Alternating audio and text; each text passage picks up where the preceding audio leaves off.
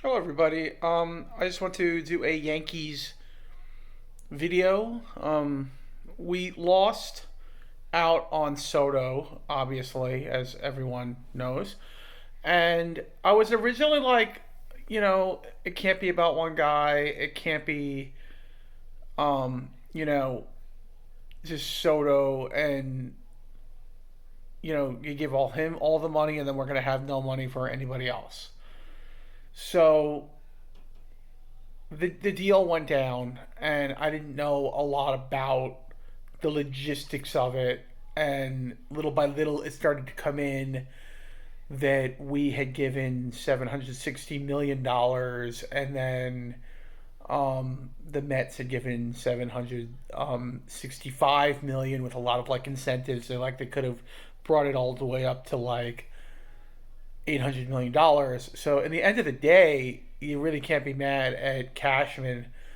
He gave a fair deal of $760 million. I mean, he obviously didn't want to be a Yankee. I don't think it had to do with anything to do with the Mets being, on the rise or better than the Yankees, or that their farm systems was better, or that he wasn't getting a private suite for his family or anything. It had to do with money in the end. It was just who was giving him more money, and he took the bigger deal. And I wonder if maybe he was a Met fan growing up. You know, we don't know that. Sorry, that was my dog opening the door of the room I'm in. I'm in the guest room. Um, it scared like the fuck out of me, so I didn't know what was going on. And I gotta yet again move. Oh, I'll be right back. I'm just gonna pause it for a second. You probably won't notice anything actually. So yeah, it was you know, we gave him a fair deal. The Yankees gave him a fair deal. So I mean, I wasn't that mad about it. But then the next day, I started to think about it, and I got really depressed about it, and I got really upset, and that lasted for like a few days, and then waiting around for something to happen, and you know, and then I'm hearing stories about if the today I'm hearing this, if the Yankees would have gotten Soto, they wouldn't have done anything else in the offseason. I've been saying this for the longest time. You get Soto, you're not going to have enough money for a first baseman, second baseman, any kind of baseman. All you could do is maybe a few trades here and there. So first thing tonight, right around the time when my parents are picking up some pizza for the family, for me actually, I'm the only one living with them at the moment. My sisters have all moved out. But anyway, right as they're getting pizza, I want to say it was like 6 o'clock hour. All of a sudden, I'm hearing Yankees sign officially left-handed starting pitcher Max Fried. I mean, he's one of the top free agent pitchers, and we got him. We got this guy for 8 years, like 200 something $1 million. Oh man, this is a sweet, sweet deal. Or was it 300 something million? I forget, but it's a sweet deal.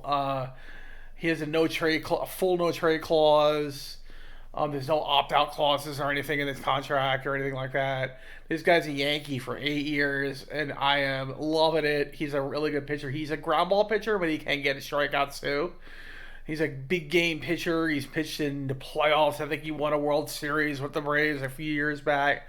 This guy is the real deal, and we just got him as a great number two behind Cole. So you got Cole, and then you got um, Fried, Max Fried, and then you got. I want to say next you would put pencil in probably uh so one two.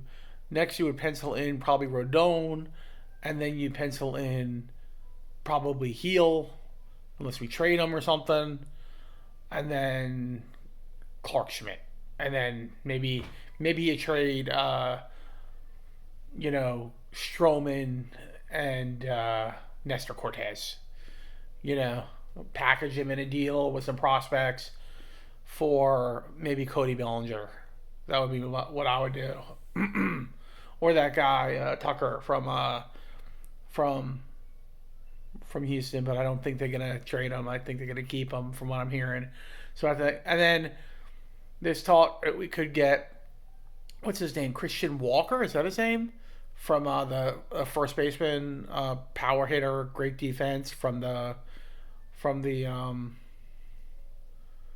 uh, Diamondbacks, or and then we're either gonna get a second baseman or a third baseman. And if we get a third baseman, we could put Jazz at second base. If we get a second baseman, we could put third baseman at third base, obviously. So these are all things that are on the docket for the Yankees. It wouldn't have happened had none of this would be even talked about had we brought back Soto. So I mean, it's actually, maybe it's a good thing. A lot of people were saying it's a bad thing that we didn't get Soto, but Soto would have handcuffed us. Where that's all we could have done. Because like it or not, we're not Mets money. We're not Cohen money. That's not the kind of money the Yankees have. We're rich, but we go too far over the limit, and we're going to have to pay small market teams, and the Yankees don't want to do that. Maybe some other teams don't mind doing that, but the Yankees don't want to go over the luxury tax threshold. So, it's like you're damned if you do and you're damned if you don't, but it almost seems like we have more flexibility in what we can do financially, not bringing back Soto. Sure, we lose his bat, and I'm not saying anything about the player that he is, but the money he would have cost would have handcuffed the Yankees into not being able to do anything else. So, just something to think about. And I am really excited because tonight, okay, not only did we get Max Fried, and there's so many rumors going around, and stuff is close. Cashman's working on things. Maybe he's working into the night. Who knows? I don't know how. I would assume they're on the phone like all night. I don't think they get much sleep, these GMs. So we might hear something. I'm gonna pop on WFAN tonight and see what's going on. But I usually listen to ASMR to get me to go to sleep. Love Sophia ASMR, but I've been so into sports, so into the Yankees, that I've been kind of get into that. And then you get the Giants. I'm looking to get that number one draft pick, or at least in the top two, to try to get a good quarterback. So I got that going on. You want to hear a little bit about that? My sports talk, baseball, free agency, and Hotstove stuff. And then tonight there is episode 3, people, of Star Wars, the Skeleton Crew. So that's at like 9 o'clock tonight. Maybe they'll give it to us early. I'm gonna check in a few. I've been having a little trouble. My TV's been freezing up, so I hope it doesn't freeze up when I'm watching the show. If it does, I will be fucking pissed, man. I have been waiting all week to see episode 3. I hear there's like a legacy character. Some people are happy about it. Some people don't care. Some people, I think John Roca said that he was like, I don't know who this character is. I don't know the significance of it. But he liked the episode. He did like the episode. So that's a good sign. And he's like the first 2 episodes, and actually first 3. He's part of the media, so he gets to see the episodes before everybody else. At least the first